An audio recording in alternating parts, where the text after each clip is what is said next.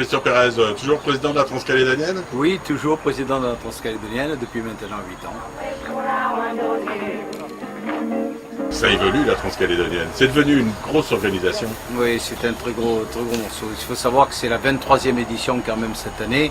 Et ce qui était une bande de copains au départ est devenu toujours une bande de copains bien sûr, mais avec 30 personnes qui travaillent pratiquement toute l'année. Alors là, vous nettoyez le terrain? Oui, on a les brousses, ce qu'on peut. Rebalisage, débroussaillage, voilà, faire les parcours comme il faut, quoi. On a un directeur de course avec son adjoint, avec les personnes qui sont serfiles, qui travaillent sur le parcours. Préparer. Ah, je vais faire la rivière, à Théou, on redescend, on repart. Voilà. Hop. Le chemin, là, tu fais 200-300 mètres, Ouais, et après tu attaques la côte. ouais parce qu'il y a Carrément un dans la chemin qui carrière, descend Le chemin, pour le deuxième jour. c'est celui-là. Non, mais Oui, moi, mais je y a vais- pas de souci, mais je Ben, on te va y fais aller confiance, on ensemble. y va tous. Ça, on bouge pas, il faut que je cale mon GPS et puis c'est bon. Oui, c'est le parcours qu'on a fait, qu'on a enregistré. Et après, on l'a remis dedans. Comme ça, s'il y a des endroits qui n'ont plus du tout de balises, ben, je me sers de ça, quoi. Ça me dépanne bien. Parce qu'il y a des endroits, comme hier, si j'avais pas eu ça, on serait trompé. Alors ça débroussaillait l'autre jour quand j'étais sur le parcours avec des jeunes du RSMA. Et nous avons eu le plaisir avec le colonel Bellon et les personnes qui travaillent avec lui d'avoir des jeunes qui sont venus nous aider justement pour repérer le parcours. Non, mais laisse le tien et prends le mien. Tu préfères celui-là, regarde, il coupe. Regarde, ça te va. Regarde, ça te va. T'as trouvé la ligne? Ok, alors. On est parti.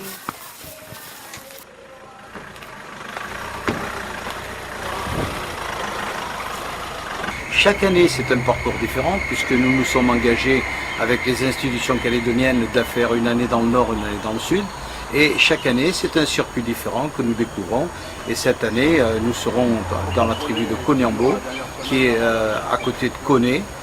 Alors, les concurrents arrivent de cette direction-là, de direction du point contrôle numéro 3, vont traverser la rivière à cet endroit-là pour remonter le chemin et retrouver un point de contrôle qui se trouve à peu près à 300 mètres de là. Chaque année, on essaye de montrer aux gens de Nouvelle-Calédonie, bien entendu, et puis aux gens du Pacifique qui viennent, parce qu'il faut savoir que nous avons des personnes du Japon, d'Australie, Nouvelle-Zélande, de Vanuatu, et Tahiti même, on vient de recevoir pour Tahiti.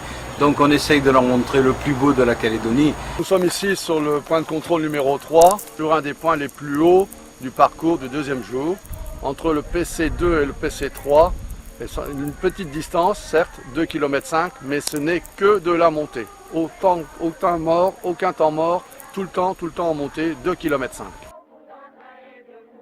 Et nous avons fait le premier jour 38 km exactement, et le deuxième jour 30 km en traversant bien sûr la chaîne. Alors les concurrents arriveront par la pointe extrême. On descend toute cette colline. Ils vont venir se mettre sur ce passage, sur cette route-là. Ils vont partir sur cette route-là, passer là. Donc nous sommes sur un des points hauts du parcours. Il faut bien penser que la Transcalédonienne, c'est bien sûr promouvoir la santé à travers le sport, parler de l'environnement, mais faire aussi du tourisme de pleine nature.